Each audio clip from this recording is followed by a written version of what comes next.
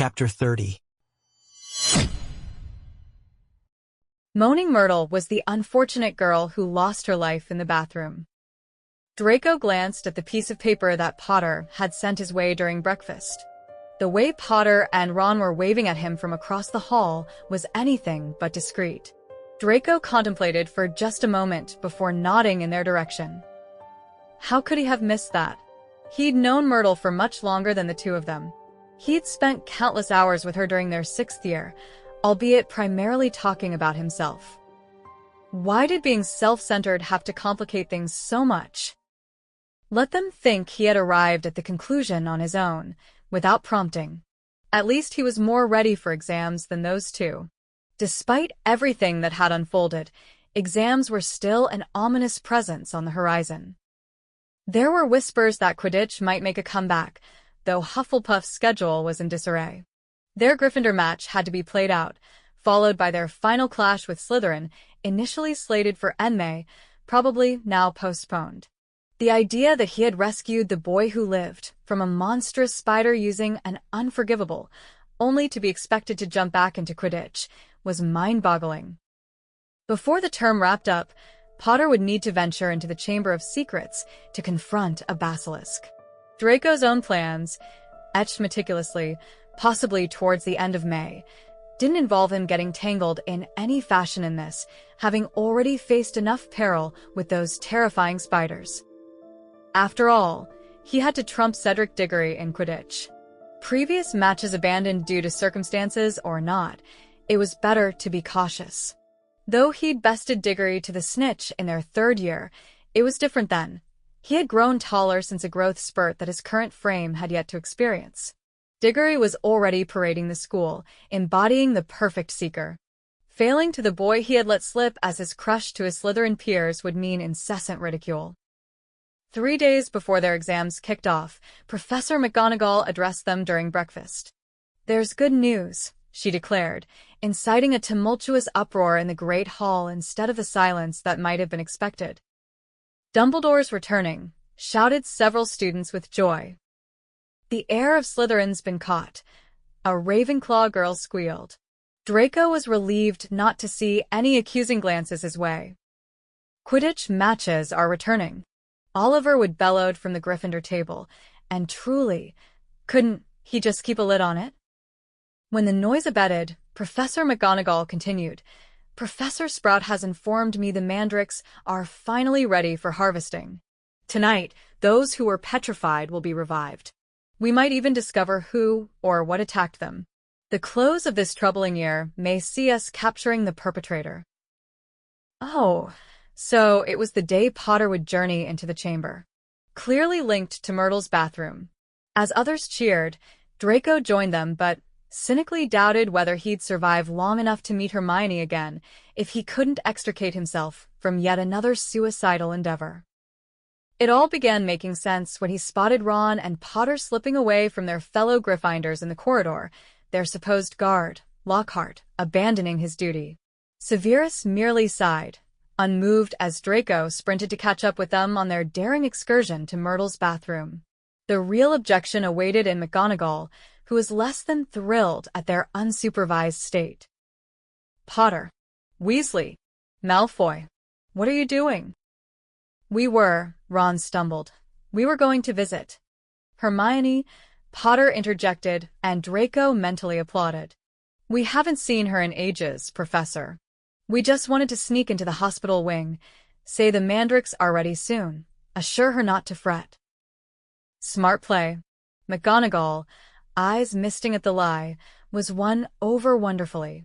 Draco restrained his chuckles. "I know this has been particularly hard on the friends of those affected," she half-sniffed. "Oh yes, truly arduous for us whose friend was just petrified, compared to, perhaps, Creevy's circle.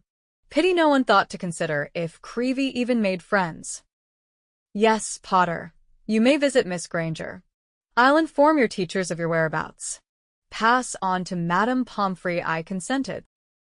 She honked into a handkerchief as she withdrew, leaving Draco grinning at Harry. "That," Ron declared, visibly impressed, "was the best excuse you've invented yet." In an outburst of gratitude, Draco pecked Potter's cheek. Ron roared with laughter at Potter's stunned reaction, akin to being petrified again by some creature. Together, they practically tugged him onwards to the hospital wing. They had to heed McGonagall's direction. Though Madame Pomfrey ushered them in, skepticism lingered. "Speaking to the petrified is pointless," she said, a sentiment that was confirmed as, seated beside Hermione, it was clear she couldn't possibly know they were there, rendering their visit inconsequential. However, it granted Draco the somber satisfaction of toying with a bracelet, giving the H for Hermione a scrutinizing gaze. "Do you think she might have seen who did it?" Ron wondered aloud, gazing at Hermione's stiffened expression. "'Cause if they crept up on them all, we might never find out." But Harry's focus wasn't on Hermione's face. He was far more intrigued by her clenched hand resting upon her blankets. He nudged Draco's hand aside, dismissing Draco's squawk of objection. Leaning in closer, he detected something unusual. He waited until Madame Pomfrey had moved past before indicating to them that a crumpled piece of paper was clenched in her grasp. "Can someone pull it out?" Ron murmured softly, repositioning his chair to obstruct Madame Pomfrey's view. Draco volunteered, owing to his nimble fingers. It proved to be a challenging task. Hermione's fist was wrapped so firmly around the paper that Draco feared it might rip. With Ron on watch, Draco twisted and pulled, finally liberating the paper after a few anxious moments. It turned out to be a page torn from a very old library tome. The notion that Hermione would willingly damage a library book startled Draco. It felt like a sign of impending doom. But Potter seemed unfazed as he eagerly flattened it out for their perusal. Among the numerous horrifying creatures that traverse our world, none is more peculiar or lethal than the basilisk, often called the king of serpents. This massive serpent, capable of reaching colossal lengths and living for centuries, is born from a chicken's egg incubated beneath a toad. Its lethal methods involve not only its venomous fangs but also a fatal gaze, causing instant death to anyone who meets its eyes. Spiders escape the basilisk, their greatest foe, while the basilisk avoids only the crowing rooster, which is deadly to it. Merlin's beard. Why was Draco always ignored? Underneath the passage, a single word was scrawled in Hermione's distinct handwriting: pipes. "Ron, Draco, just look," Potter whispered. "We've got it. It's a basilisk in the chamber, a massive serpent. This is why only I have heard it, because I speak Parseltongue." "Hold on," Draco hissed. "You've been doing what?" Potter scanned the beds around them. The basilisk kills by sight. But no one's been killed. They've been spared because no one's caught its full gaze. Colin saw it through his camera, which fried the film but left Colin petrified. Justin must have glimpsed it through nearly headless Nick. Nick took the brunt but couldn't die again. Hermione and that Ravenclaw prefect had mirrors nearby. Hermione figured out it was a basilisk and likely advised the first person she saw to use a mirror to check corners. That girl used her mirror and... Ron's mouth hung open. "And Mrs. Norris?" he asked eagerly. Potter thought hard. "The water," Potter said slowly, "the flood from Moaning Myrtle's bathroom. That's probably how Mrs. Norris only saw its reflection. Draco, are you all right?" It all aligned, naturally. But Draco couldn't help but ponder how, with his knowledge of the dark arts, he hadn't deduced it sooner. If sorting hat had sorted him into Ravenclaw, it would have been necessary to question its competency. "You're daft, Draco. Nobody dies from a basilisk sight." "Oh, Draco, don't be foolish. It's not a basilisk." "Blast it." "Don't mind him. He's just having a moment," said Ron. "The rooster's crow is fatal to basilisks." Potter read aloud. "That's why Hagrid's roosters were killed. The heir didn't want them near the castle after opening the chamber. Spiders scuttle away from the basilisk. Everything fits."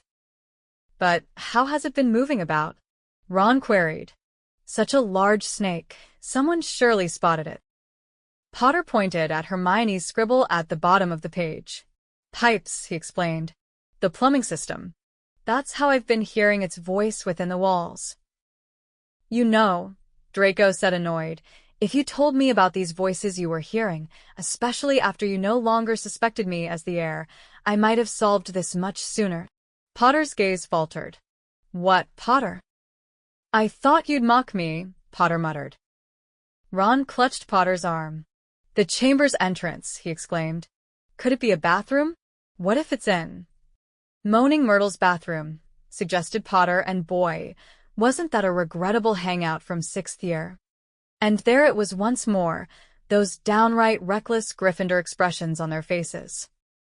This implies, Potter declared, that I'm not the only Parselmouth. The heir of Slytherin is one as well. That's how they've been directing the basilisk. What shall we do? Ron asked, eyes alight. Report to McGonagall? Good gracious, would they actually report to a professor? Had Draco's influence diminished their Gryffindor tendencies?